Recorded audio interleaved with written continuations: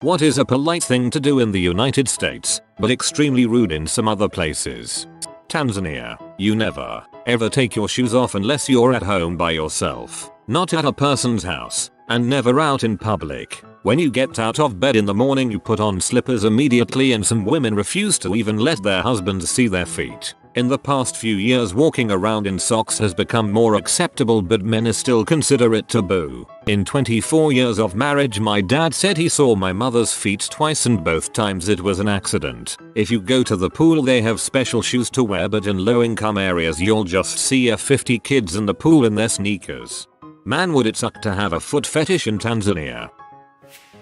I was in Greece and my dad put his hand up to say thank you to a car that allowed us to pass. We are from the UK. After they beeped at us we were informed by my uncle who lives in Greece it means something along the lines of frick off. It's a literal curse, like a hex. Just holding up and waving isn't a problem, but doing it like an imaginary high five, that's the hand signal. In the United States, it's customary for the waiter/waitress to give you the check when your meal is presumed to be finished. He will ask if you want the check and give it to you if you say yes. But nearly everywhere else, you have to ask for the check because giving it to you is like demanding that you leave. Though giving you the check at the closing hours is totally normal and such, it's a polite way of telling the group to GTFO. Excuse me is not interchangeable with sorry in Canada, I've noticed. We use them the same, respectively, but I've gotten dirty looks for saying excuse me on multiple occasions. I say, excuse me, sorry when trying to get by someone who is in the way. Feels a bit less blunt than excuse me, and nobody here gives me any dirty looks. Apologizing to strangers just feels natural for some reason.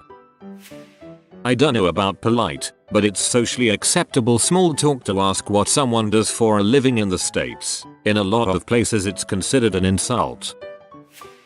Blowing your nose. Americans would rather you blow your nose and then be quiet instead of slurping snot back up into your nose every 6 seconds. When I lived there, it boggled my mind that the Japanese would rather you sniffle constantly than hear you blow your nose.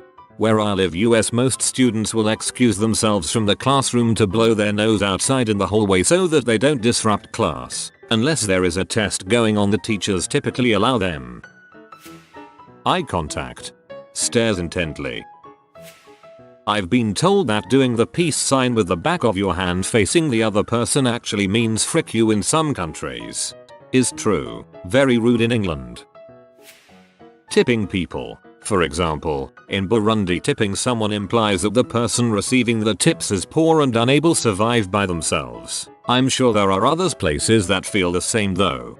Same thing in Japan, where I've been to several times. While I have no problem giving out tips in the US, it often feels like an obligation, so not being required to do so can feel quite refreshing in a way.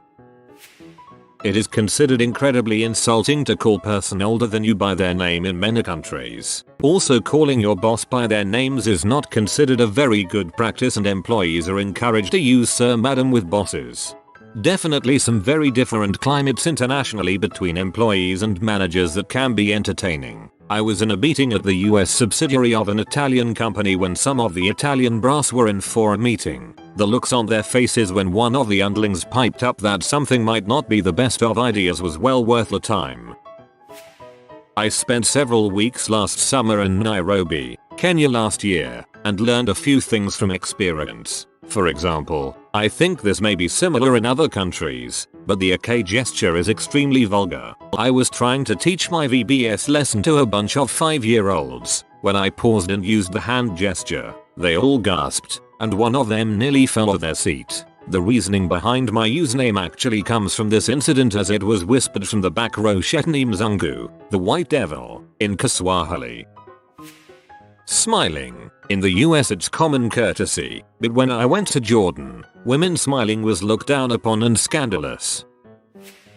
In China, if you say please and thank you to your friends or family, they think you're being fake. They believe people that close don't need to express that because it's already understood by the course relationship. Answer how are you with a brush of non-committal answer.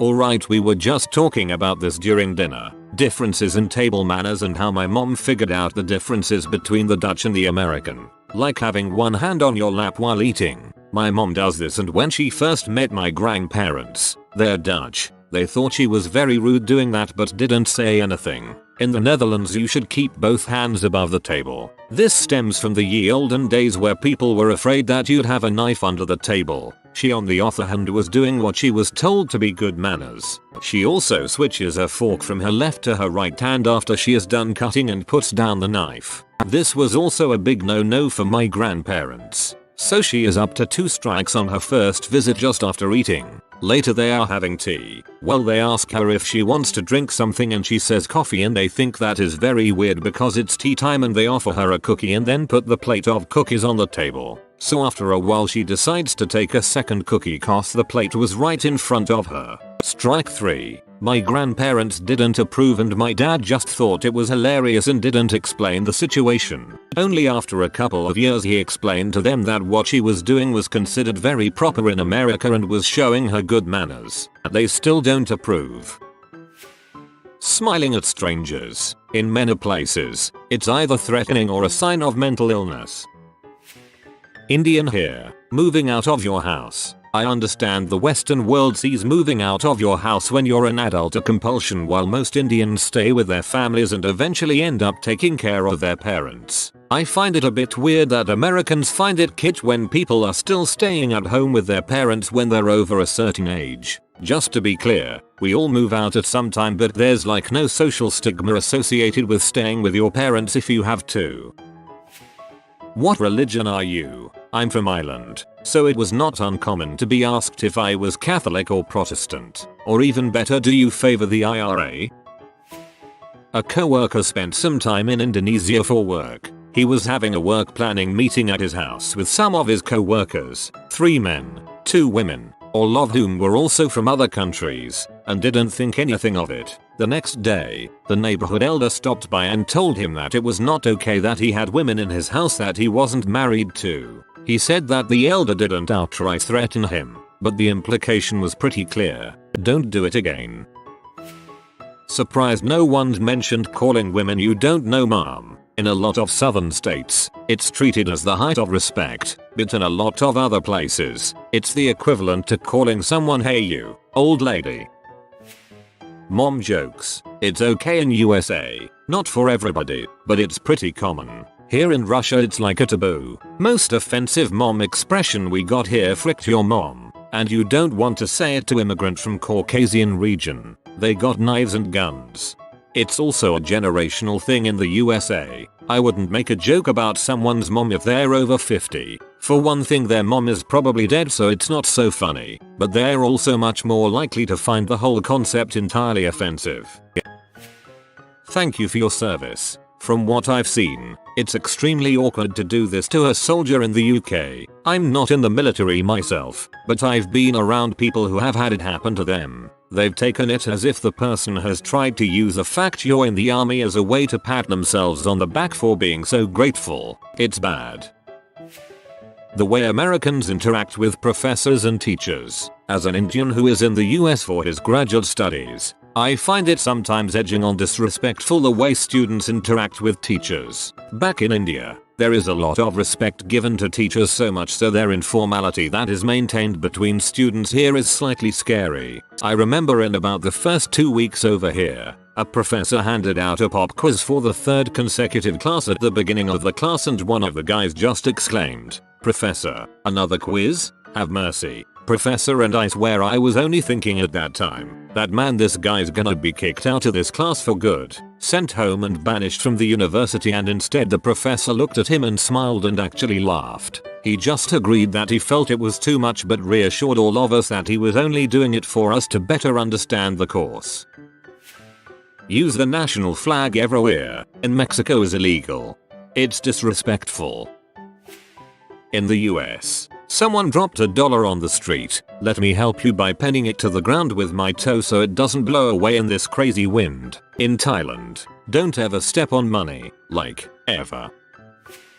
When I moved to Hong Kong, I had to learn to motion for cabs and call people over by keeping my palm facing the ground and motioning with my fingers. In the States we usually motion people over with our palms facing up. In HK, and some other places in Asia, only a dog or a prostitute is called over with the palm up finger waggle motion. Respond to a thank you with a MMMHM. I've only experienced this in the South though. That's one I'm trying to not do. Trying to say you're welcome feels unnatural to me. As a Brit, when I say thank you to an American, and they reply with a ha rather than you're welcome or no problem, it always seems very rude, though I know it isn't intended that way. Things I might say instead of you're welcome: sure thing, no worries, yep, right on, no problem, yep man, of course, anytime, or any combination of the above, right on, man, anytime or sure thing, no worries, depending on context. I also respond to a thank you with another thank you. Things my non-American husband has called me a barbarian for: 1. Drinking hot coffee with dinner. That's uncivilized and weird. 2. Not immediately taking my shoes off when I get inside. 3. Drinking iced coffee and asking for it in a to-go cup. Scandinavians take their coffee very seriously. Things he has noted about my American family: 1. They always ask him how are you instead of saying hello. 2. They are much louder than everybody else except British people on holiday, who really take the cake as the most obnoxious group of tourists to sit next to in a restaurant. Calling black people African American. My mom literally could not understand why the black Irish guy we met a few weeks ago was not African American. I even said he's not from Africa or America and she goes, yeah but he's black though. Drive on the right hand side of the road. Everyone in Britain honks at you and curses when you do that. I curse at people that drive on the left as well, so it balances out. Calling older people by their first name instead of sir and mom. It's seen as disrespectful in many countries.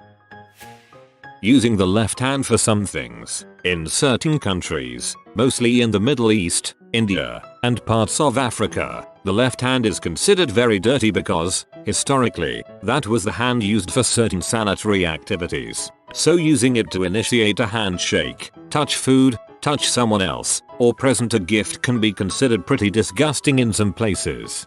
Jokes on them. I wipe with the right. I also wash my dang hands, however. In the US it is polite to not waste your food, finishing everything on your plate. In China, it is impolite to finish all your food, as it implies that the hosts did not provide enough food for you. I am not sure it fits the polite category, but most Americans keep their shoes inside and that's just not something you do here.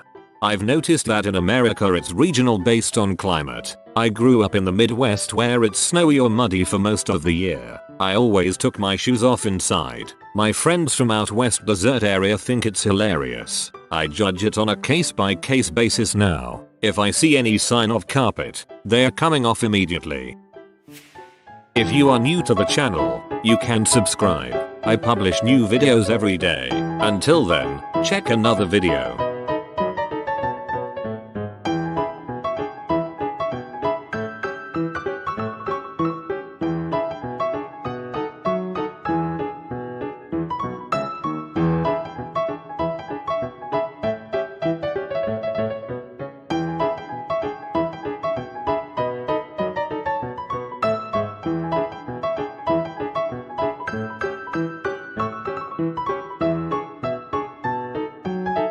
Bye for now.